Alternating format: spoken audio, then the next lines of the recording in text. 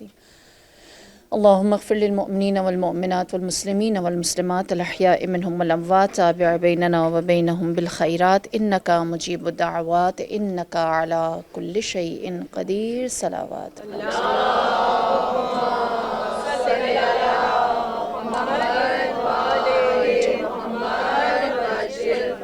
بار دیگر نعرہ صلوات جو جتنا پڑھیں۔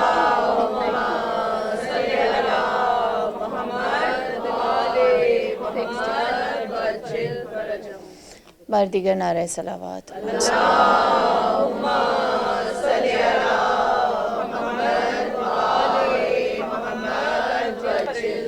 اعوذ باللہ من الشیطان الرجیم بسم اللہ الرحمن الرحیم الحمد للہ الذی لا يحصی نعماہ العادون ولا يؤدی حقہ المجتہدون الذی لیس لصفته حد محدود ولا نعت موجود ولا اجل ممدود فطر الخلائق بقدرته ونشر الرياح برحمته الصلاة والسلام على المهيمن على رسله والخاتم لأوصيائه والشافع إليه والمكين لديه والمطاع في ملكوته الأحمد من الأوصاف الأبي القاسم محمد صلوات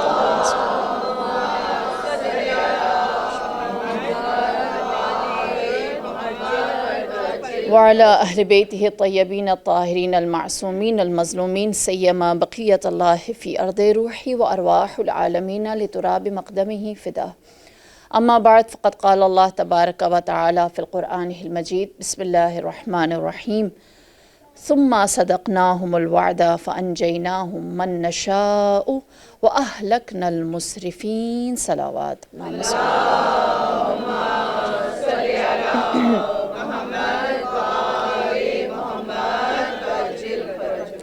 سورہ انبیاء 9ویں آیت۔ پروردگار عالم اپنی سنت، اپنا اصول، اپنا ایک پرنسپل بتاتا ہے کہ ثم صدقناہم الوعد، ہم نے پھر جو ان سے وعدہ کیا تھا، یعنی انبیاء سے، مؤمنین سے، ایمان والوں سے جو وعدہ کیا تھا اس کو ہم نے وفا کر دیا۔ فَأَنْجَيْنَاهُمْ مَن نَّشَاءُ، اور جس کو ہم نے چاہا نجات دے دی، اس کو فتح تک، کامیابی تک لے آئے۔ وَأَهْلَكْنَا الْمُسْرِفِينَ، اور صرف ایسا نہیں کہ جو ایمان والے تھے ان کو ہم نے نجات دلائی ہے، بلکہ ہم نے ہی ظلم کرنے والوں کو ہلاک بھی کر دیا۔ یہ اللہ کا اصول ہے کہ جو اللہ کے راستے پر رہتا ہے وہ اسے کامیاب اور نجات کی طرف لے کر آتا ہے، اور جو خدا کی نافرمانی کرتا ہے وہ کہتا ہے میں ایسی زیادتی کرنے والوں کو، ظلم کرنے والوں کو ہلاک ہی کرتا ہوں۔ اور یہی وجہ ہے کہ ہم تاریخ میں کیا دیکھتے ہیں کہ پروردگار عالم فرد، شخص، انسان، بندہ، بشر نہیں بچاتا۔ اس آیت سے مراد یہ نہیں ہے کہ ہم یہ سوچنا شروع کر دیں کہ کیا اللہ اب مجھے عمر حضرت خضر دے گا، یا ملک، یا سلطنت حضرت سلیمان عطا کرے گا، یا مجھے خداوند کریم رسول جیسا رحیم بنا دے گا۔ نہیں، خدا یہ نہیں کہہ رہا۔ صدقناہم الوعد سے مراد خدا یہ نہیں کہتا کہ ہم نے ایک فرد یا ایک شخص کو کچھ مقام دے دیا، جو تمہارا مقصد ہے اس کو زندہ کر دیا۔ جس مقصد کے لیے تم کھڑے ہو اس کو ہم نے سرفراز کر دیا، اور یہ ہمیشہ سے کرتے آئے ہیں۔ حابیل اور قابیل، جو قابیل تھا اس کی قربانی کو قبول کر کے اس کو ہم نے عزت کے ساتھ یاد رکھا۔ یوسف اور ان کے بھائی، یوسف کی پاک دامنی کو ہم نے، ان کی وفا کو، ان کے ایمان کو لوگوں کے لیے مثال بنا کر رکھا۔ پورے شہر کوفہ میں کوئی بھی جناب مسلم کی نصرت کرنے والا نہ تھا، ایک طوعہ کے نام کو ہم نے عزت کے ساتھ زندہ رکھا۔ اللہ نے خاندان، قبائل، شعوب بہت سارے بنائے، بنی امیہ بھی بنایا، بنی ہاشم بھی بنایا، لیکن خداوند کریم نے بنی ہاشم کو وہ مقام دیا کہ وہ جب بھی یاد کیے جائیں گے عزت اور شرف کے ساتھ۔ اور بہت سارے لوگ تھے جنہوں نے ہاتھ میں تلواریں اٹھائیں، خالد بن ولید بھی تھا، جناب مختار ثقفی بھی تھے، پروردگار عالم نے عزت اس کو دی جس نے نیک مقصد کے لیے تلوار کو اٹھایا یا اپنے قدم کو بڑھایا۔ فرد جناب مختار شہید ہو گئے، قابیل تو مارا گیا، یوسف تو زندان میں گئے، تو کے بیٹے نے ان کی نافرمانی کر دی، جناب بنی ہاشم کا پورا خاندان، پورا قبیلہ دنیا میں صعوبتیں مشکلات اٹھاتا رہا، لیکن خدا کیا کہہ رہا ہے؟ ہم نے وعدہ کیسے وفا کیا کہ جب بھی کبھی ان لوگوں کا نام یا ذکر آئے گا اس میں عزت و شرف ہوگی۔ اسی لیے وہ کہتا ہے اِنَّا لَنَنْصُرُ رُسُلَنَا وَالَّذِينَ آمَنُوا فی حیات الدنیا ویوم الاشہاد، ہم مددگار ہیں نبیوں کے اور ایمان والوں کے اس دنیا میں بھی، اور جس دن ساری شہادتیں اور گواہیاں دی جائیں گی یعنی قیامت کا دن، اس دن بھی۔ یہ اللہ کا اصول ہے، یاد رکھیے۔ جب آپ خدا کے لیے قربتاً اللہ کچھ کر رہے ہیں تو جو آپ کر رہے ہیں وہ خدا آپ کو اس کا بدل جواب دنیا میں بھی دے گا اور آخرت میں بھی دے گا۔ یہ تصور غلط ہے کہ صرف آخرت میں، دنیا میں بھی ملتا ہے۔ اسی لیے وہ قرآن میں ہم سے وعدہ کرتا ہے ان تنصرونی ینصرکم، اگر تم میری مدد کرو گے میں تمہاری مدد کروں گا، اذکرونی اذکرکم، تم میرا ذکر کرو میں تمہارا ذکر کروں گا، تمہیں یاد کروں گا۔ خدا کیا کہتا ہے؟ ان احسنتم احسنتم لانفسکم، اگر تم نے کچھ اچھا کیا اللہ کے لیے نہیں کیا، اپنے لیے اچھا کیا ہے۔ اور اس کے لیے خدا ہمیں قرآن میں داستانیں سناتا ہے، بہت ساری کہانیاں سناتا ہے، حقیقتیں سناتا ہے۔ سورہ انبیاء جو میں شروع سے آپ کے سامنے جس کی آیات آپ کو پتہ ہے 10 دن میری آج 10ویں مجلس ہے، ہم نے سورہ انبیاء کی 9 ہی آیات کر سکیں، اتنی خوبصورت یہ سورہ ہے۔ ہاں، اور اس میں پروردگار عالم کیا بتاتا ہے، کیوں اسے سورہ انبیاء کہا؟ کہ اس میں نبیوں کا ذکر ایسے آیا ہے کہ کس نبی کا کیا انجام رہا اور کس کو ہم نے کیسے نجات دلائی، اور پروردگار عالم کس طرح سے اپنی قوم کے، اپنی مخلوقات کے اوپر جزا اور سزا کو رکھتا ہے۔ حیات کی نشانیاں کس چیز میں؟ لائف، زندگی کے لیے جو 4 چیزیں چاہیے وہ کیا ہیں؟ پانی، ہوا، مٹی اور آگ یا روشنی، ہے نا؟ اس کے بغیر زندگی محال ہے۔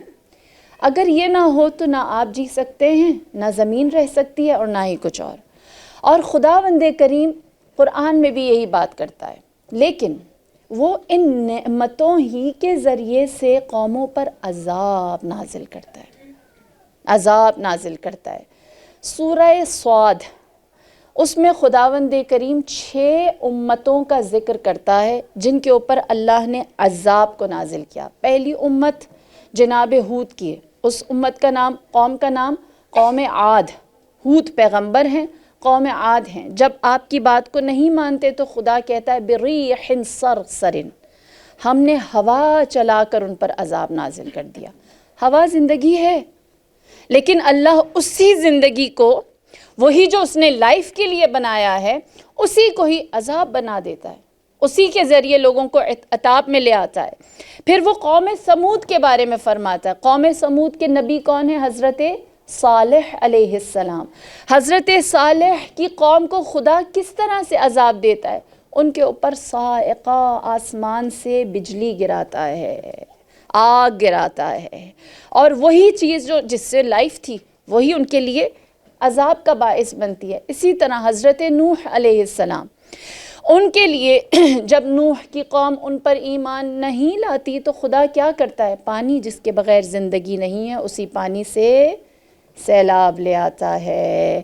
یہاں تک کہ حضرت شعیب کی قوم جو اصحاب ایکا کے نام سے ہے، ان کے اوپر بھی خدا صاعقہ، آگ گراتا ہے۔ 5ویں قوم فرعون کی ہے کہ جس نے حضرت موسیٰ کو جب بار بار رد کیا تو قوم بنی اسرائیل، فرعون کے اوپر کیا ہوا؟ خدا قرآن میں کہتا ہے فَأَغْرَقْنَاهُمْ، ہم نے یہ پانی جو زندگی کی علامت ہے اسی سے ہی ان کو عذاب دے دیا۔ اور 6ٹھی قوم جناب لوط علیہ السلام کی، جو سدوم سرزمین پر رہتی تھی، خداوند کریم نے ان کے اوپر پتھر برسائے، وہ پتھر جو ایک گارے سے، جب بہت زیادہ آپ کے ہاں تو کیچڑ نہیں ہوتی، ہمارے ملکوں میں پاکستان انڈیا میں تو ہوتی ہے نا، جب کیچڑ بہت سخت ہو جاتی ہے تو ایسا کیچڑ اللہ نے آسمان سے زمین پر گرایا کہ وہ جس کے اوپر آ کر گرا وہ سب ختم ہو گئے۔ یعنی کیا؟ یعنی یہ کہ آس پاس جو چیزیں ہمارے لیے زندگی کی علامت ہیں، اگر اللہ کو ناراض کرو وہی عذاب بن جاتی ہیں۔ اللہ کو کوئی نیوکلیئر فارمولا نہیں چاہیے، کوئی نائٹروجن نہیں چاہیے کہ وہ اس کے ذریعے سے ہم لوگوں کو مارے گا۔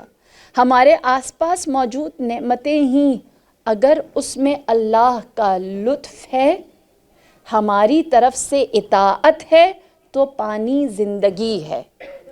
اگر ہماری طرف سے اطاعت نہیں ہے تو ہم فرعون ہیں اور پانی سیلاب ہے، ہم قوم نوح ہیں اور پانی طوفان ہے۔ ہاں، تو یہ خدا کا لطف ہے جو اس کو لے کر آتا ہے۔ البتہ ایک قوم جس کے اوپر اللہ نے انوکھا عذاب نازل کیا وہ قوم حضرت لوط علیہ السلام ہیں۔ اور ہم آج کے زمانے میں جسے ہم ترقی ٹیکنالوجی کا زمانہ کہتے ہیں، ہم واپس اسی تاریخ میں جا رہے ہیں جہاں پر قرآن نے بتایا کہ قوم لوط کس بیماری میں مبتلا ہوئی، کس طرح سے انہوں نے اللہ کے عذاب کو بلایا۔ دیکھیے، ہم جانتے ہیں، آپ سب بار بار مجھ سے کہتے رہے کہ جو جون کا مہینہ ہے وہ کس اویئرنیس کیمپین کی نظر ہوا، اور کیا ہمارے چھوٹے بچے، کیا ہماری نوجوان نسل، یا کیا ہم لوگ خود LGBTQ کی جو ایک اویئرنیس کیمپین پوری دنیا میں چلائی گئی اور اس کو نارملائز کرنے کی کوشش کی جا رہی ہے۔ دیکھیں، یہ بات اسلام نے کیٹیگوریکلی بتا دی کہ اس چیز کی اسلام میں کہیں رتی برابر جگہ نہیں ہے۔ ہاں، میں آج اس بات پہ مجلس پڑھوں کہ قوم لوط جس بیماری میں تھی، جس مشکل میں تھی، وہ صحیح تھی یا غلط تھی؟ ہو سکتا ہے اللہ نے جو ان پر جس وجہ سے عذاب نازل کیا تھا، کیونکہ وہ پوری قوم ہومو سیکشول ہو چکی تھی، تو یہ صحیح ہوا تھا، یہ غلط ہوا تھا؟ مجھے بتائیں، کیا ہماری یہ ڈیبیٹ صحیح ہوگی؟ نہیں، عذاب نازل ہو چکا ہے، اللہ اپنی قضا دکھا چکا ہے، اس کے غضب کا نشانہ بننے والے واصل جہنم ہو چکے ہیں۔ تو یہ کیٹیگوریکلی اللہ نے ہمیں بتا دیا ہے کہ اس میں کوئی گنجائش نہ نکالو، ہاں، اس میں تمہارے لیے کوئی ہوا نہیں ہے۔ اب اگر یہ کہا جاتا ہے کہ کچھ لوگ ہیں، یا جس طرح میں دیکھ رہی تھی کہ کچھ ریسرچ یا سرویز کیے گئے ہیں اور وہ کہہ رہے ہیں کہ 24% جو ویسٹرن مسلمز ہیں انہوں نے اس کو ایکسیپٹ کر لیا ہے۔ ہاں، 24% مسلمانوں نے یہ جون کے مہینے میں اس کو ایکسیپٹ کر لیا ہے، اور ایسے اسکالرز بھی ہیں، اسلامک اسکالرز بھی ہیں کہ جو گے اور لیسبینز کا نکاح بھی کرا دیتے ہیں۔ ہاں، اور وہ لوگ موجود ہیں اور انہوں نے اس میں سے نکال کر قرآن کی آیات اور تاریخی حوالے کہ اس کا تو کوئی ذکر ہی نہیں ملتا، یہ چیزیں رکھیں۔ کیا ہم اس کے اوپر ڈیبیٹ کریں گے؟ کیا ہم اس پر بحث کریں گے؟ نہیں کر سکتے۔ کیوں؟ کیونکہ ہمیں بہت کلیئرٹی کے ساتھ بتا دیا گیا ہے کہ اس کی جگہ نہیں ہے۔ یہ پہلی بات۔ اور اس زمانے کے لوگوں نے ایسا گناہ تو بہت سے لوگوں نے بہت دفعہ بہت جگہوں پر کیا اور بے انتہا کیا، لیکن کیا وجہ ہے کہ خدا نے ان کے اوپر عذاب نازل کیا؟ قرآن میں یا دین پروردگار میں 1,24,000 انبیاء ہیں، 1,24,000 میں سے 25 نبیوں کا نام لیا ہے اللہ نے قرآن میں، تو یقیناً بہت سوچ سمجھ کے سلیکٹ کیا ہوگا۔ 1,24,000 میں سے اگر صرف کسی کا ذکر کرنا، اور ان 25 میں سے 6 قوموں کا تذکرہ اللہ نے ڈیٹیل کے ساتھ کیا ہے، اور ان میں ایک قوم ایسی ہے، ایک نبی ایسا ہے جس کا ذکر اللہ نے قرآن میں 100 دفعہ کیا ہے، اور وہ قوم حضرت لوط علیہ السلام ہے۔ تو یقیناً کچھ امپورٹنٹ ہے جو خدا بتانا، دکھانا اور سمجھانا چاہتا ہے۔ اگر ہم تیزی سے گزریں، سورہ اعراف آیت نمبر 80، جس میں حضرت لوط علیہ السلام اپنی قوم کو جب اس بیماری میں، جب اس مشکل میں دیکھتے ہیں تو ان سے کہتے ہیں کہ تم اس بے حیائی کے مرتکب نہ ہو، کیونکہ یہ گناہ تم سے پہلے کبھی کسی نے نہیں کیا، اپنا دامن اس سے صاف رکھو۔ دوسری آیت، اگلی آیت 81 میں آپ ارشاد فرماتے ہیں تم کیسے ہو کہ تم اپنی ڈیزائرز کے لیے خواتین کو چھوڑ کر مردوں کا رخ کرتے ہو، اپنا رخ صحیح جانب رکھو۔ اگلی آیت کہتی ہے کہ قوم لوط کے پاس اس کا کوئی جواب نہیں ہے، اور پھر وہ حضرت لوط علیہ السلام کو جواب میں کیا کہتے ہیں؟ وَمَا كَانَ جَوَابَ لِقَوْمِهِ إِلَّا قَالُوا أَخْرِجْهُمْ مِنْ قَرْيَتِكُمْ۔ حضرت لوط کہتے ہیں کہ نہ کرو، تم سے پہلے کسی نے نہیں کیا، کرنا ہے اس کا صحیح راستہ ہے، اور خدا نے اس کے لیے تمہاری فطرت میں جس کے ذریعے سکون رکھا ہے وہ تمہاری گھر کی عورتیں ہیں، ان کی طرف جاؤ۔ وہ کہتے ہیں ہمارے پاس کوئی جواب نہیں، تو حضرت لوط علیہ السلام سے کہتے ہیں کہ ہمارے پاس تمہارے لیے کوئی جواب نہیں سوائے اس کے کہ ہم تم سے یہ کہیں ہمارے گاؤں سے، ہماری بستی سے، ہمارے شہر سے نکل جاؤ، یہاں سے چلے جاؤ۔ اور پھر قرآن کی آیت ہے، وہ کیا کہتے ہیں؟ انہم اناس یتطہرون، وہ کہتے ہیں کہ یہ لوط بہت پاکیزہ بننے کی کوشش کر رہا ہے۔ او اتنے پاک ہو، پاک لوگوں کی جگہ ہی نہیں ہے، ہمیں ہمارے حال پر چھوڑ دو۔ اللہ اکبر۔ ہاں، اس زمانے میں لوگوں نے اپنے نبی سے یہ نہیں کہا کہ ہم اور تم راستے الگ کرتے ہیں، کہا ہم نے پاک نہیں ہونا، تم زیادہ پاک بننے کی کوشش نہ کرو۔ آپ جانتے ہیں یہ قوم لوط کی اس بیماری میں کس طرح مبتلا ہوئی؟ محنتی قوم تھی، صاف ستھری قوم تھی، اور چاہتی تھی کہ اپنی ہدایت پر باقی رہے۔ تو شیطان ان کے پاس ایک خوبصورت نوجوان کی شکل میں آیا، امام سے روایت ہے، خوبصورت نوجوان کی شکل میں آیا، اور اس نے قوم لوط کے مردوں کے درمیان ان کا تھوڑا اعتماد، کانفیڈنس ون کیا، اور اس کے بعد ان کو آفر کیا اور کہا کہ کیا تم میرے ساتھ ایسا ٹرم رکھنا چاہو گے؟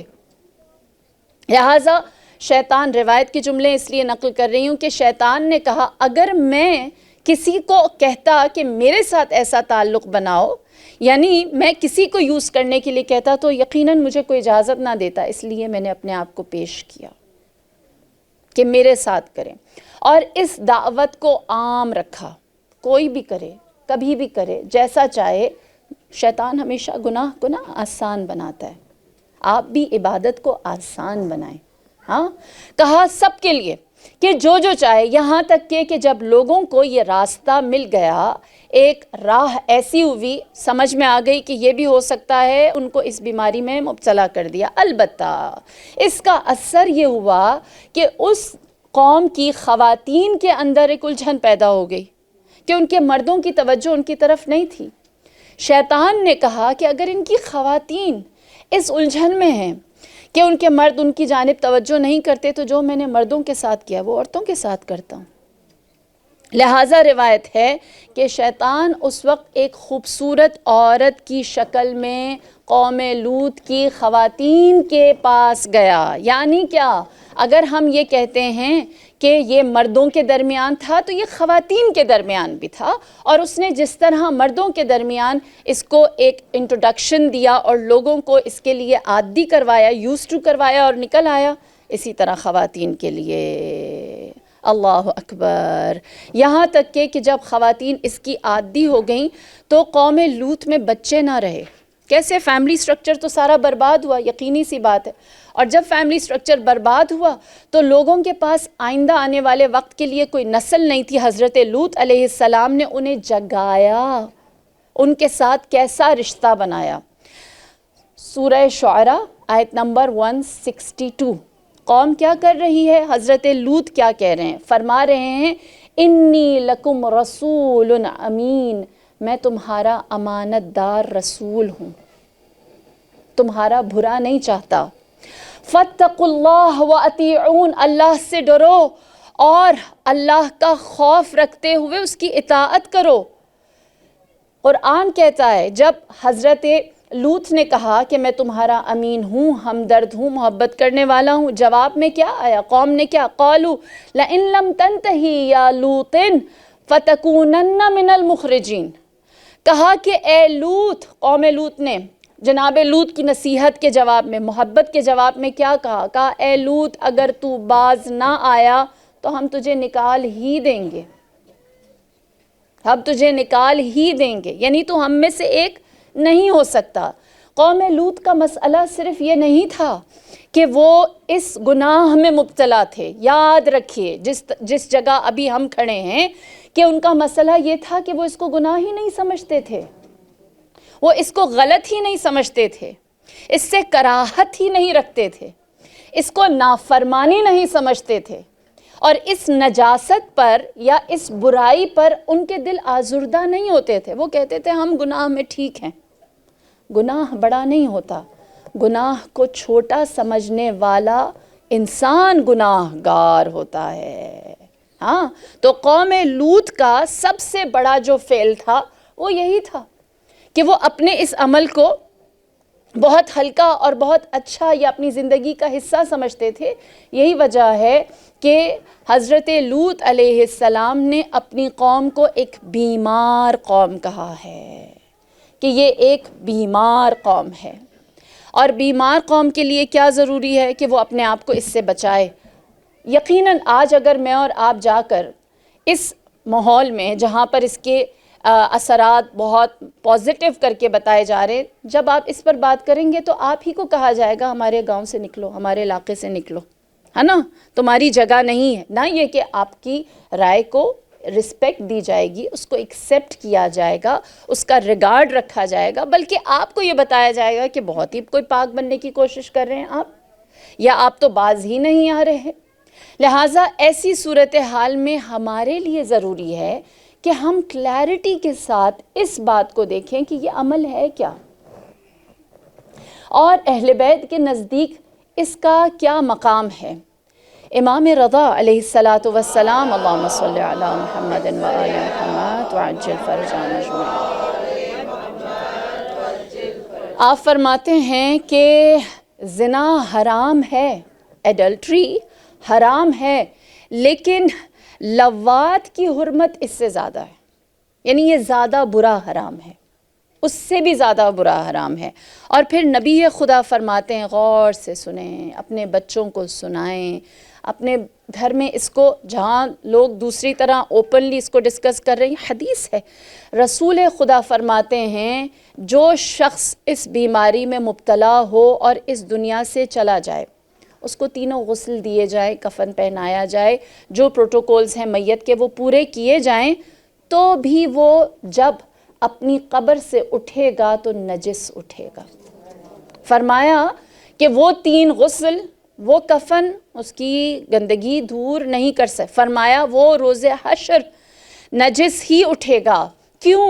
کیونکہ اس کے اوپر اللہ کا غیظ ہے، اس پر اللہ کی لعنت ہے، اللہ دوزخ تیار کر کے اس کا انتظار کر رہا ہے، اور خدا اس کو جس کے لیے کوئی سوال و جواب، نجس ہے، اس سے کیا سوال کرنا، اس کو دروازہ جہنم پر کھڑا کر دے گا اور اس کو دکھائے گا کتنے لوگ جہنم میں جا رہے ہیں، یہاں تک کہ تمام مخلوقات کا جب حساب کتاب ختم ہو جائے گا تو پھر خداوند کریم اسے جہنم کی سب سے بدترین جگہ میں ہمیشہ ہمیشہ کے لیے ڈال دے گا، ہمیشہ ہمیشہ کے لیے ڈال دے گا۔ اللہ اکبر!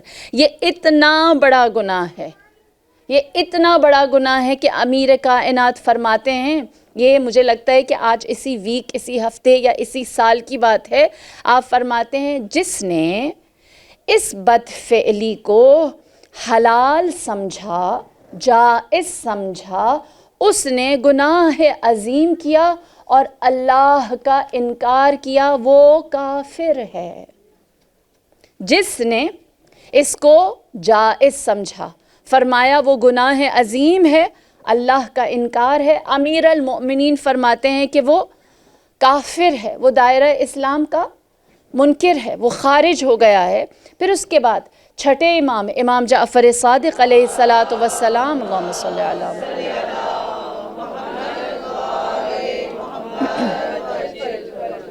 آپ فرماتے ہیں کہ جو شخص لواط ہے، اس عمل قبیح میں مبتلا ہے تو اس کا یہ عمل کفر ہے، قرآن کا انکار ہے، صرف اللہ اور اللہ کے رسول کا نہیں، ان کے پیغام کا بھی انکار ہے۔ اور پھر اس کے بعد ایک عجیب حدیث ہے، نقل کر رہی ہوں، میرے مولا فرماتے ہیں کہ جو انسان اس بیماری میں ہے اور یہ فعل انجام دیتا ہے، اس دنیا سے جب جاتا ہے تو اس کی موت ایک ہی طریقے سے ہوتی ہے۔ غور سے سنیں، ایک ہی طریقے سے اس کی موت ہوتی ہے، اور وہ طریقہ یہ ہے کہ اللہ نے وہ پتھر جو قوم لوط پر پھینکے تھے، ان پر برسائے تھے، اس پر بھی برساتا ہے۔ لیکن اللہ کیونکہ اس کو دنیا میں رسوا نہیں کرنا چاہتا، اس لیے لوگوں کو وہ پتھر نظر نہیں آتا، اور وہ اسی طرح اس پتھر لگنے کے نتیجے میں مر جاتا ہے، اور وہ کہاں جائے گا؟ اس کی برزخ کہاں ہوگی؟ قوم لوط کے ساتھ، قوم لوط کے ساتھ۔ یہ تاریخ ایسی نہیں ہے کہ جو ختم ہو گئی، اب اس کے اوپر بندہ کہے کہ کیا بات ہو چکی، یہ تو ہسٹری ہے۔ نہیں، اللہ نے اپنی کچھ نشانیوں کو باقی رکھا ہے جب تک وہ اس دنیا کو قیامت والے دن پوری طرح لپیٹ نہیں لیتا۔ روایت کہتی ہے کہ ایک دفعہ دوسرے خلیفہ کے زمانے میں ایک شخص آیا جس کے بارے میں یہ کہا گیا تھا کہ اس نے اپنے مالک کو مارا ہے، قتل کیا ہے، غلام تھا وہ۔ اس سے پوچھا تم نے اپنے مالک کو مارا ہے؟ اس نے کہا میں نے مارا ہے۔ پوچھا کیوں مارا ہے؟ تو اس نے کہا کیونکہ وہ میرے ساتھ بدفعلی کرتا تھا اور مجھے اس کے لیے فورس کرتا تھا، میرے پاس میں اپنے آپ کو چھڑانا چاہتا تھا، کوئی راستہ نہیں تھا سوائے اس کے کہ میں اسے جان سے مار دوں، لہٰذا میں نے اس کو آج جان سے مار دیا، اب جو میری سزا ہے مجھے دیں، میری اس سے جان چھوٹ گئی۔ کہتے ہیں کہ امیر المؤمنین نے دوسرے خلیفہ سے کہا، عمر ابن خطاب سے، کہ ابھی اس کو سزا دینے میں جلدی نہ کرو، 3 دن رک جاؤ۔ لہٰذا 3 دن کے لیے انتظار کیا گیا، اور 3 دن بعد امیر المؤمنین نے فرمایا کہ اس کا وہ مقتول مالک جو ہے اس کی قبر کو کھولا جائے، میں دیکھنا چاہتا ہوں۔ اس کی قبر کھولی گئی، امیر کائنات اس کی قبر میں اترے، آپ نے قبر کے اندر جو لحد ہوتی ہے جس کے اندر اس کو رکھا ہوتا، لحد کے اندر دیکھا تو جو مقتول تھا، جس کو قتل کیا گیا تھا، وہ قبر میں نہیں تھا۔ امیر المومنین نے فرمایا بے شک رسول کا قول سچا ہے، جو آپ نے فرمایا درست۔ پوچھا کیا ماجرا ہے؟ آپ نے فرمایا مجھے رسول اللہ نے خبر دی تھی جو انسان اس بدفعلی میں مبتلا ہوتا ہے، ہومو سیکشول ہوتا ہے، خداوند کریم اس کی لاش کو اس دنیا میں 3 دن سے زیادہ نہیں رکھتا۔ وہ اس دنیا میں 3 دن اس کی میت زمین پر رہتی ہے، اس کے بعد زمین اسے نگل لیتی ہے۔ فرمایا نگلنے کے بعد اس کی باڈی کو جہاں قوم لوط کی باڈیز ہیں وہاں لے جایا جاتا ہے، اور روز حشر جب وہ اٹھیں گے تو وہ ان کے ساتھ اٹھے گا۔ وہ امت محمدی نہیں ہے، وہ امت محمد نہیں ہے، اس نے رحمت للعالمین سے کنارہ کشی کر لی ہے، اس نے ان کا انکار کیا ہے، قرآن کا انکار کیا ہے۔ یہی وجہ ہے کہ میرے مولا فرماتے ہیں یہ گناہ انسان کا ہم جنس پرست ہونا، یہ ایسا گناہ ہے جو اس کو دنیا اور آخرت میں 72 درد اور بلاؤں میں مبتلا کرتا ہے۔ درد اور بلاؤں میں ایسے مبتلا کرتا ہے کہ اگر اس کی 1 دن کی سزا آخرت والی دیکھی جائے تو وہ ایسے ہے جیسے 1 دن میں اسے 1000 آگ کے کوڑے پڑے ہوں۔ آخرت کی بلا ایسی ہے، آخرت کی بلا ایسی ہے۔ لہٰذا میرے مولا فرماتے ہیں یہ تو ہے بدفعلی کہ کسی کے ساتھ آپ سیکشول ٹرمز رکھیں۔ اسلام اس سے پہلے ہی مومن کو ہوشیار کرتا ہے۔ اللہ اکبر۔ فرمایا امام رضا علیہ السلام کی حدیث ہے، اللہم صلی اللہ علیہ، یہ اوپر ہو سکتا ہے؟ ہاں پلیز، میری گردن ٹوٹ رہی ہے۔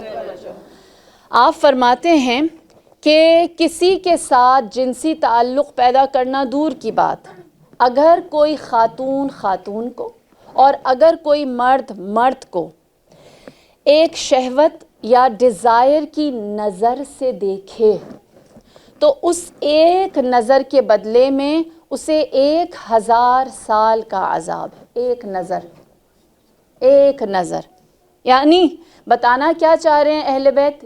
اس نظر سے یا اس نگاہ سے اپنے آپ کو بچاؤ، اس کی طرف خود کو لے کر ہی نہ ہو کہ تمہاری نظر ہی پاک ہو جائے کہ عمل پر ہوں۔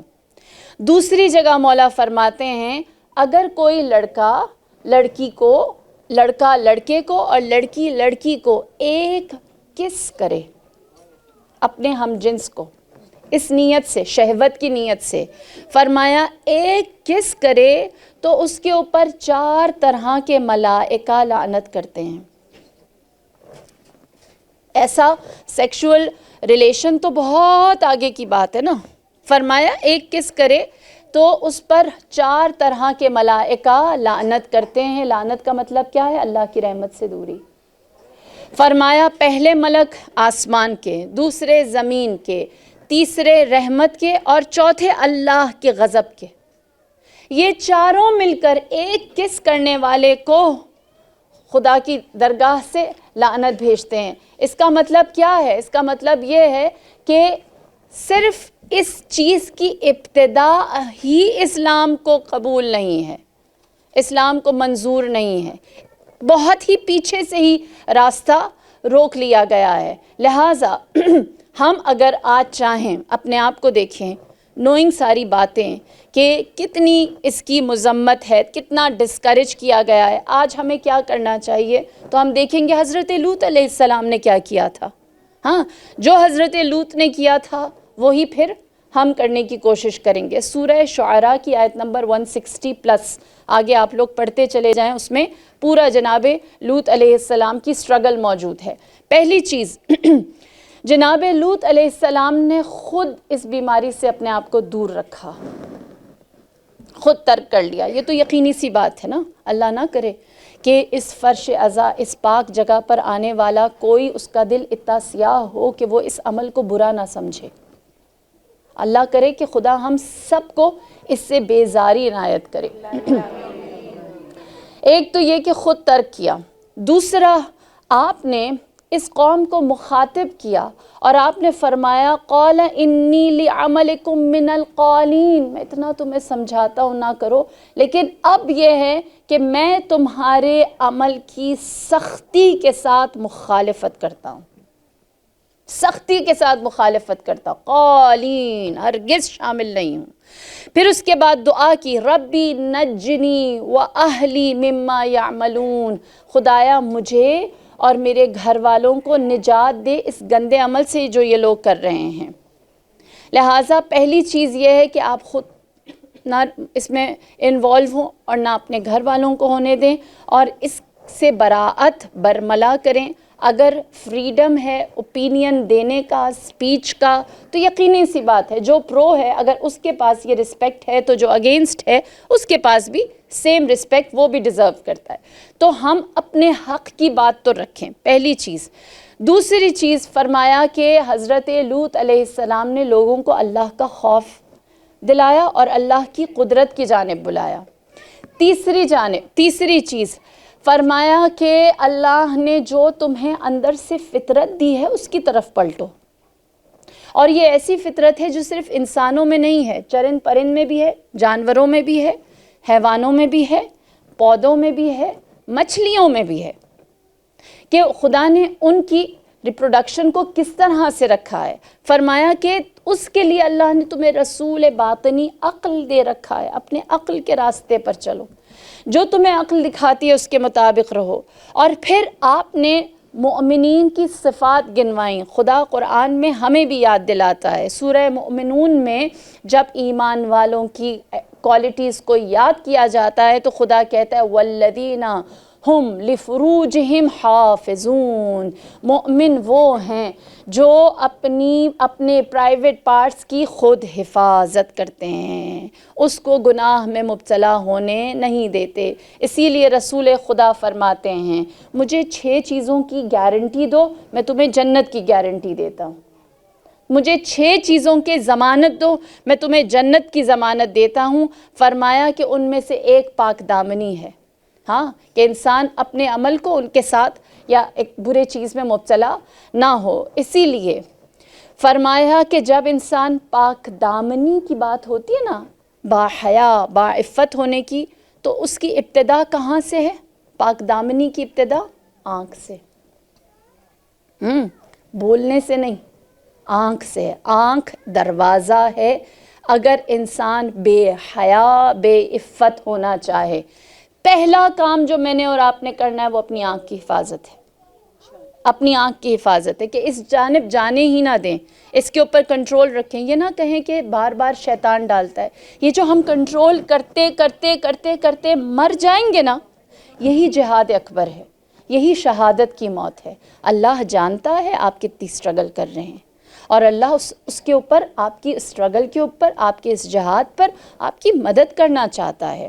اور رسول کیا فرماتے ہیں؟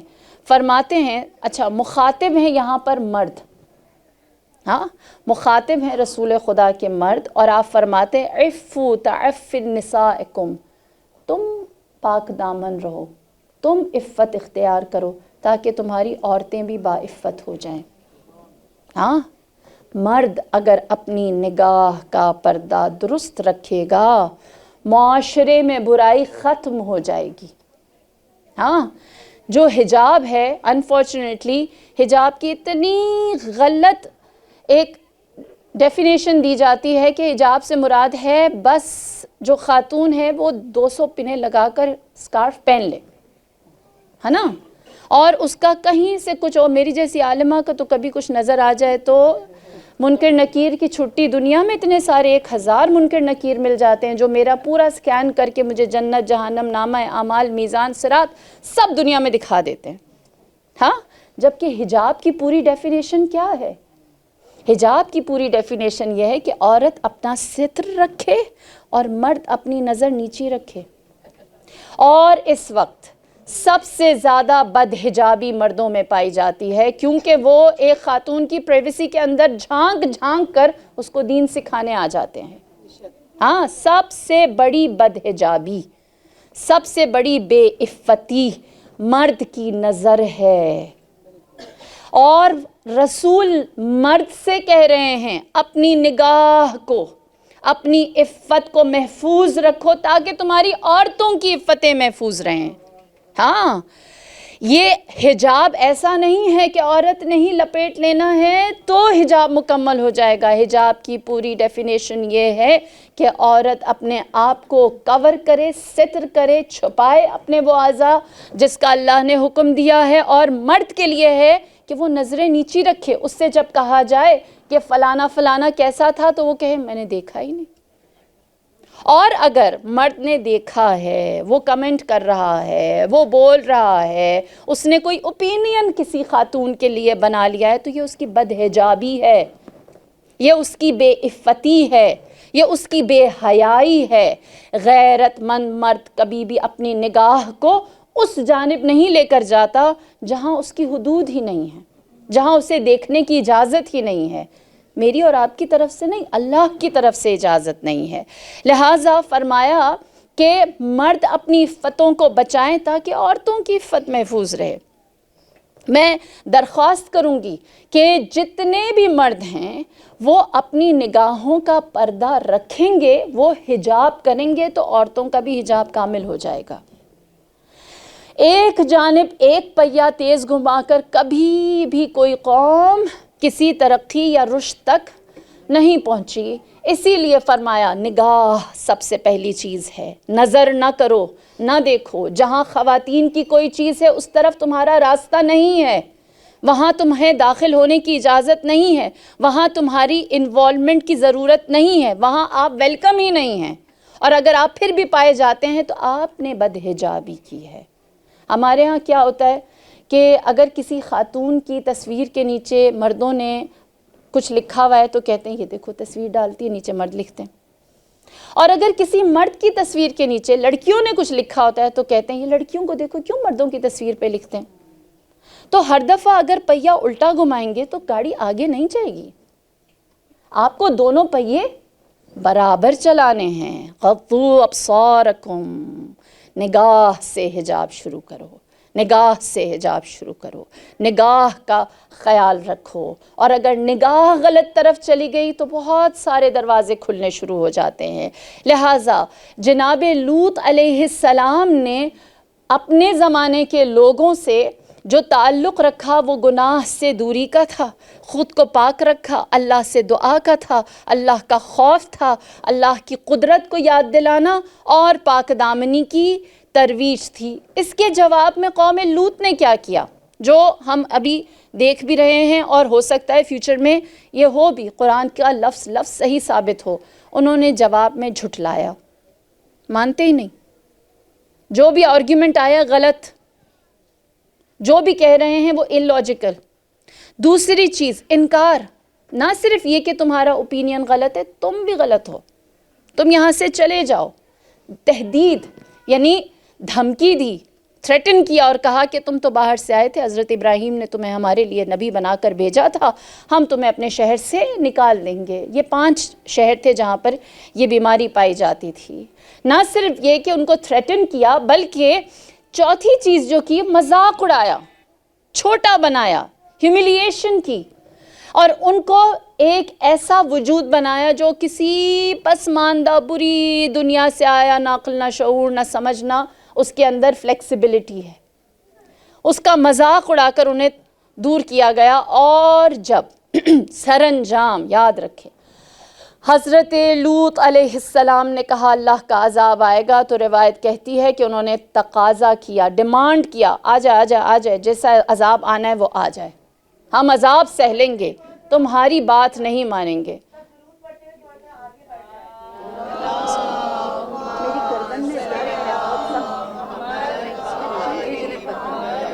مصائب بھی پڑھنے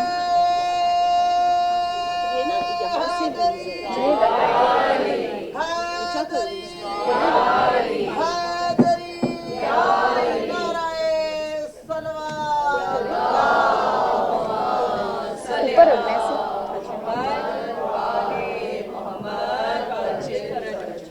بار دیگر نعرہ صلوات، اللہم صلی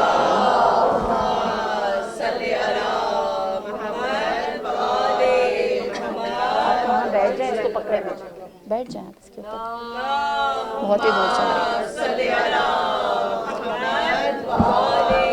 آپ بیٹھ جائیں۔ بار دیگر نعرہ صلوات، اللہم صلی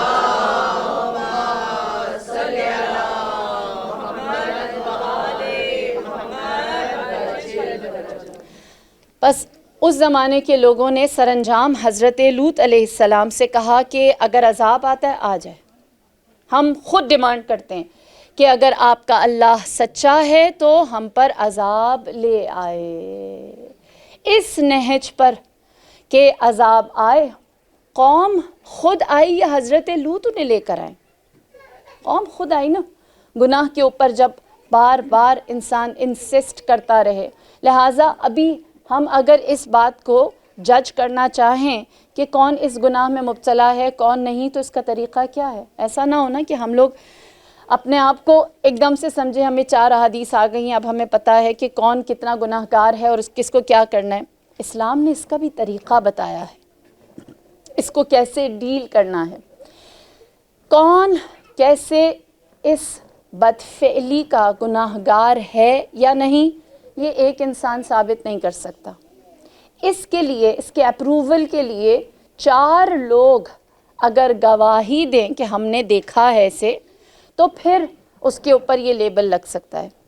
ادروائز جب تک 4 لوگ گواہی نہیں دیتے تو وہ گناہ گار نہیں ہے۔ آپ حسن ظن رکھیں، اس کی مغفرت کے لیے دعا کریں، اس کی ہدایت کی کوشش کریں، وہ بیمار ہے اس کی مدد کریں، اس کو آپ کی جانب سے ایک ہاتھ کی ضرورت ہے جو اسے اس میں سے نکال کے لے آئے۔ کوشش کریں کہ جو اس بیماری میں مصر نہیں ہوا، بہت زیادہ عادی نہیں ہوا، اسے آپ نکال سکیں۔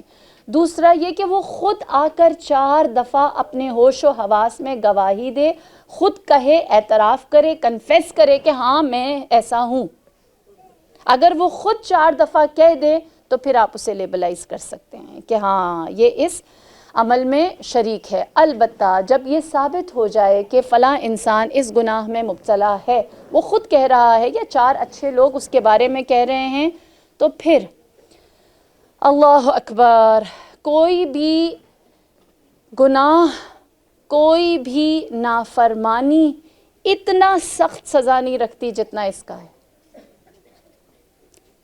سب سے زیادہ شدید ترین پکڑ اسلام نے اس عمل کی ہے، سخت ترین، جس پر ثابت ہو جائے کہ وہ ہومو سیکشول ہے اور ایسے ریلیشن میں ہے، فرمایا کہ اس کے پاس 4 آپشن ہیں، ان 4 میں سے ایک سزا کو وہ اپنے لیے چوز کرے گا۔ پہلی سزا، اس کا سر تن سے جدا کر دیا جائے، اس کا سر تن سے جدا کر دیا جائے۔ دوسری سزا، دوسرا آپشن، دونوں ہاتھ اور پاؤں باندھ کر بلندی سے گرا دیا جائے۔ اتنا بڑا گناہ ہے، ہاں۔ تیسرا فرمایا کہ اس کو جب وہ زندہ ہے، اس کے اندر سانس ہے، وہ صحیح سالم ہے، اسے آگ لگا کر مار دیا جائے۔ اتنی بڑی سزا اسلام میں آج تک سنی۔ چوتھی سزا کہ اسے سنسار کر دیا جائے، یعنی وہ زندہ ہو اور اسے اتنے پتھر مارے کہ وہ خود مر جائے۔ اور اس کے اوپر آپ یقین جانیے، پڑھ کے انسان کی رونگٹے کھڑی، خدا سب کو اس بیماری سے دور رکھے۔ امیر المؤمنین فرماتے ہیں اگر میرے بس میں ہوتا، امیر کائنات فرماتے ہیں اگر میرے بس میں، میرے اختیار میں ہوتا تو میں اس کی سزا 2 دفعہ سنسار لکھتا۔ یہ نہ کہیں کہ یہ سزا زیادہ ہے۔ تصور کریں، میری اور آپ کی معرفت نہیں، ہماری عقلیں چھوٹی ہیں نا، ہم سمجھتے ہیں ہم اتنے مہربان، ہم کسی کو 1 دفعہ سنسار نہ کریں گے، ہے نا؟ جبکہ امیر کائنات جو امام رؤوف ہیں وہ فرماتے ہیں اس کی نافرمانی اتنی بڑی ہے، میرا جی چاہتا ہے اسے 2 دفعہ کروں۔ یہ 4 سزائیں ہیں اور فرمایا ان 4 میں سے کسی ایک کو چوز کرو، جس سزا کو تم چاہتے ہو تمہارے لیے اختیار کی جائے۔ یہ سزا خود بتاتی ہے کہ یہ عمل انسان کو کس پستی میں لے کر جاتا ہے۔ حضرت لوط علیہ السلام کے سامنے جب لوگ آ کر برملا یہ کہنے لگے کہ ہم اس گناہ میں ہیں اور ہم اس گناہ کو اپناتے ہیں اور اس کو برا بھی نہیں سمجھتے، یہ ہماری زندگی کا حصہ ہے، یہ کسی کی بائیولوجیکل نیڈ ہے اور اس کے بغیر اس کا سروائیول نہیں ہے، آپ خاموش ہو جائیں، ایسے ہی آرگیومنٹس جو آج کل آتے ہیں، تو جناب لوط علیہ السلام نے اللہ سے کہا پروردگار مجھے ان سے نجات دے، مجھے ان سے نجات دے، نجنی اہلی، مجھے اور میرے گھر والوں کو تو راہ دے۔ پروردگار عالم نے صبر لوط علیہ السلام کا جواب دیا اور خداوند کریم نے 4 ملک، 4 فرشتے، حضرت جبرائیل، حضرت میکائیل، حضرت اسرافیل اور حضرت کروبیل، ان 4 ملائکہ کو بھیجا اور کہا کہ وہ لوگ جو لوط کی 5 بستیوں میں، شہروں میں رہتے ہیں، ان کو ایسے صفحہ ہستی سے ختم کر دو جیسے یہ کبھی تھے ہی نہیں، کبھی وجود ہی نہیں رکھتے تھے۔ لہٰذا اللہ نے قوم لوط کے اوپر ان 4 فرشتوں کے ہاتھوں عذاب نازل کیا، جس کا پہلا حصہ یہ تھا کہ ایک بہت تیز چیخ سنائی گئی اور پھر اس کے بعد زمین کو لرزہ آیا، لوگ نابینا ہو گئے اور چوتھے مرحلے پر آسمان سے ان کے اوپر پتھر برسائے گئے۔ اور خداوند کریم نے یہ کرنے سے پہلے حضرت لوط اور ان کے گھر والوں کو اس بستی سے دور کر دیا، ان کو نجات دے دی۔ ثم صدقناہم الوعد، اللہ کہتا ہے ہم نے اپنا وعدہ وفا کیا، جو ہمارے ساتھ کھڑا تھا عزت کے ساتھ، ہم نے اس کے نام کو عزت و شرف کا نام بنا کے رکھا، اور جو لوگ مسرفین تھے، زیادتی کرنے والے تھے، ان کو ہم نے ہلاک کر دیا۔ جو نجات پائے گا وہ بھی اللہ کہتا ہے اس کو ہم نجات دیں گے، اور جو ہلاک ہوگا، جو گمراہ ہوگا، اس کے اوپر عذاب بھی ہم ہی کریں گے۔ دعا دوں گی پروردگار ہماری آنے والی نسلوں کو اس بدفعلی سے دور اور محفوظ رکھے، اور ہمارے قلوب کو، ہماری زبان کو، ہمارے اخلاق کو ایسا بنائے کہ ہم اس کے سامنے ڈٹ کر حقیقت اور حق کے لیے بیان کر سکیں، اور پروردگار ہمیں ہر عذاب دنیا و آخرت سے بچا کر رکھے، سب کی عاقبت بخیر ہو، ہماری آنے والی نسلیں جس طرح ہم کنیزی کرتے ہیں ہم سے بہتر انداز میں کنیزی در اہل بیت علیہم السلام کریں اور حق کا پرچار کرنے والے ہوں۔ شکر ہے خدا کا کہ پروردگار عالم نے ہمیں یہ فرش عطا کیا ہے جہاں سے ہمارے لیے ایسی ہدایت کی اور ہمارے لیے راستہ واضح ہونے کی سبیل ملتی ہے، راستہ ملتا ہے۔ البتہ آج کا دن منسوب ہے اس معصوم ہستی سے کہ جو دنیا کے ہر مذہب و مکتب، ہر کلچر، ہر دین میں مظلوم ہے۔ آپ سب جانتے ہیں جب تمام اصحاب اپنی جانیں لٹا بیٹھے اور سید الشہداء کے اوپر پیاس کی شدت اور تنہائی اور غربت آئی تو آپ نے صدائے استغاثہ بلند کی، فرمایا حل من ناصر ینصرنا۔ کہیں سے کوئی جواب نہ آیا سوائے خیمہ ام رباب سے جناب علی اصغر کے رونے کی آواز۔ میرے مولا خیمہ ام رباب میں تشریف لے کر گئے، جناب ام رباب سے کہا کہ میں علی اصغر کو حجت تمام کرتا ہوں اور پانی پلانے کے لیے، سیراب کرنے کے لیے لے جاتا ہوں۔ روایت ہے سید الشہداء نے جناب علی اصغر کو اپنی آغوش میں لیا، عبا کے دامن سے چھپایا اور سوئے لشکر اعداء لے کر گئے۔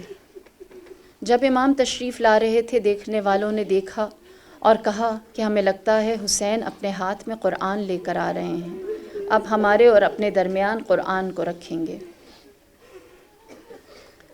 جب مولا نے اپنا عبا کا پہلو ہٹایا، پیاسے علی اصغر کو لشکر کے سامنے رکھا، فرمایا اگر تمہیں میرے اوپر رحم نہیں آتا اس بچے پر رحم کرو، اس کو چند بوند پانی کے پلا دو۔ روایت کہتی ہے کہ مولا نے جناب علی اصغر سے فرمایا کہ اے میرے فرزند تو حجت تمام کر۔ جناب علی اصغر نے اپنی زبان منہ سے نکالی اور اپنے خشک زخمی لبوں پر پھیری۔ جناب علی اصغر کی یہ ادا دیکھ کر سخت سے سخت دل پگھل گیا، لوگ منہ موڑ موڑ کر رونے لگے۔ سب کو احساس ہو گیا کہ ہم نے 3 دن سے کن کن کو کس کس طرح سے پیاسا رکھا ہے۔ عمر ابن سعد نے جب یہ دیکھا تو اس نے حرملہ سے کہا اے حرملہ حسین کی بات کو یہیں ختم کر دے۔ حرملہ نے تیر اٹھایا۔ دیکھیے حرملہ سب سے بڑا تیر انداز تھا۔ جب جناب مختار ثقفی نے حرملہ کو گرفتار کیا تو اس سے پوچھا، کہا بتا تو نے کون کون سے تیر ایسے چلائے جس سے تجھے فتح ملی؟ تو حرملہ نے بتایا ایک تیر میں نے عباس پر چلایا جس کے نتیجے میں عباس گھوڑے سے زمین پر گرے۔ دوسرا تیر میں نے حسین پر چلایا جو حسین کے پہلو پر لگا۔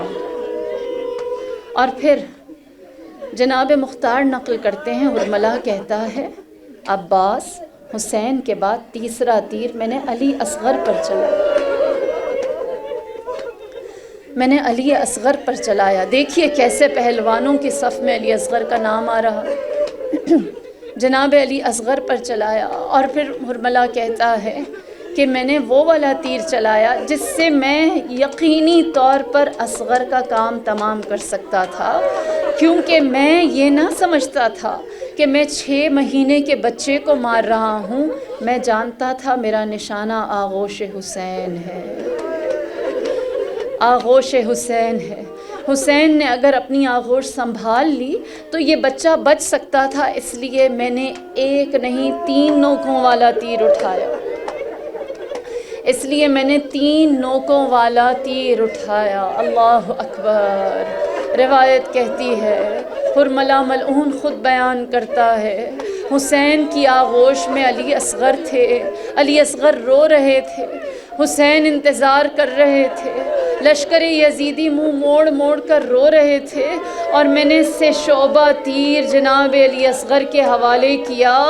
اس تیر نے علی اصغر کا ایک کان سے دوسرے کان تک گلا چھید کر رکھ دیا، ایک کان سے دوسرے کان تک گلا چھد گیا، خون نکلنے لگا، حسین نے وہ خون اپنے ہاتھوں میں لیا، اپنے چلو میں لیا، آسمان کی جانب جب پھینکنا چاہا، آسمان نے ندا لگائی، اے حسین اگر یہ خون ناحق ادھر آ گیا، بلندیوں پر آ گیا تو کبھی بارش نہ ہوگی۔ زمین پر پھینکنا چاہا، زمین نے فریاد کی، مولا یہ خون ناحق اگر زمین پر آ گیا تو کبھی سبزہ نہ اگے گا۔ نہ آسمان میں تاب تھی، عزادارو سنو، نہ آسمان میں تاب تھی، نہ زمین میں سکت تھی، وہ خون حسین نے اپنے چہرے پر مل لیا۔ اصبر الصابرین، مولا روایت کہتی ہے میرے آقا نے جناب علی اصغر کے گلے میں سے تیر نکالا، اللہ اللہ، جناب علی اصغر کے گلے میں سے تیر نکالا۔ میں کہوں گی اے میرے صابر مولا، بس عزاداروں کا ایک چھوٹا سا سوال ہے، 18 سالہ کڑیل جوان کے سینے میں سے برچھی کا پھل نکالنا دشوار تھا، یا 6 مہینے کے علی اصغر کی گردن میں سے شعبہ تیر نکالنا مشکل ہے؟ اولاد والوں، میرا مولا جب نہیں جواب دے، ہائے میرا اکبر جوان تھا، میرا اکبر مضبوط تھا، مجاہد تھا، لیکن ہائے میرا علی اصغر، 6 مہینے کی نرم ہڈیاں، جو مجاہد ابھی چلنے کی بھی سکت نہ رکھتا تھا، نہ جانے کیسے میرے مظلوم مولا نے جناب علی اصغر کو اپنی عبا میں چھپایا۔ آج 9 محرم ہے، کل آپ حسین کی سنت کو یاد کر کے عمل عاشورہ کریں گے۔ ام رباب کے خیمے کے باہر لاشِ علی اصغر اپنی آغوش میں لے کر حسین 7 دفعہ آگے چلے، رضاً بقضائہ و تسلیماً لامری، 7 دفعہ پیچھے ہٹے، انا للہ و انا الیہ راجعون۔ زمین و آسمان نے کبھی کسی باپ کو ایسا بے کس و بے بس نہ دیکھا۔ الغرض میرے مولا پشت خیمہ ام رباب گئے، اپنی تلوار سے قبر کھودنی شروع کی۔ میں ماں ہوں، صاحب اولاد ہوں، میرا دل کہتا ہے میرے آقا نے اس وقت تک قبر کھودی ہوگی جب تک کچھ ٹھنڈی ریت نہ آ گئی، جب تک کچھ ٹھنڈی یا نم گھیلی مٹی نہ آ گئی۔ تپتے ہوئے صحرا کی خشک ریت میں 4 سالی اصغر مہربان امام نے کیسے سلایا ہوگا؟ الغرض جناب علی اصغر کو ان کی قبر میں لٹایا، خاک ڈالتے جاتے، کلمہ استرجا پڑھتے جاتے۔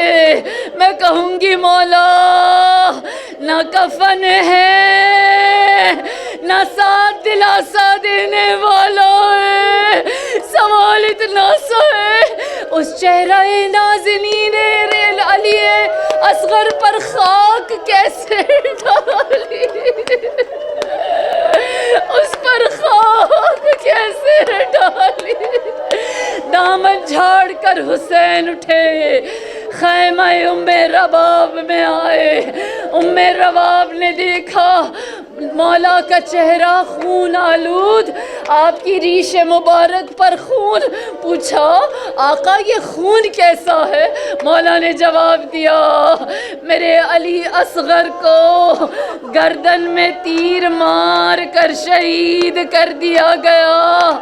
اولاد والو اللہ تمہاری اولاد سلامت رکھے، اللہ تمہیں بچوں کی خوشیاں دکھائے، اللہ آزادار بچے دے، اللہ ماتمی اولادیں دے، اللہ عاشق اہل البیت اولاد دے۔ ام رباب نے جو مصائب جناب علی اصغر سنے تو ایک جملہ کہا، یا علی اصغر امثلک ینحر، اے علی اصغر کیا تجھ جیسے کو بھی نہر کیا جاتا ہے؟ جانتے ہیں نہر کرنا کسے کہتے ہیں؟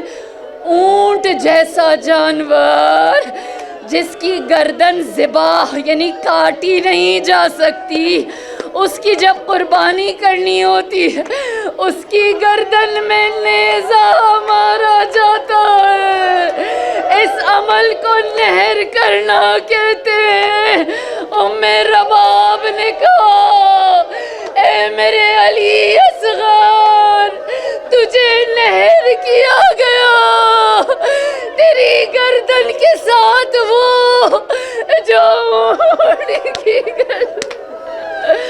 الا لعنت اللہ علی القوم الظالمین وسيعلم الذين ظلموا أي منقلب ينقلبون إنا لله وإنا إليه راجعون إنا لله وإنا إليه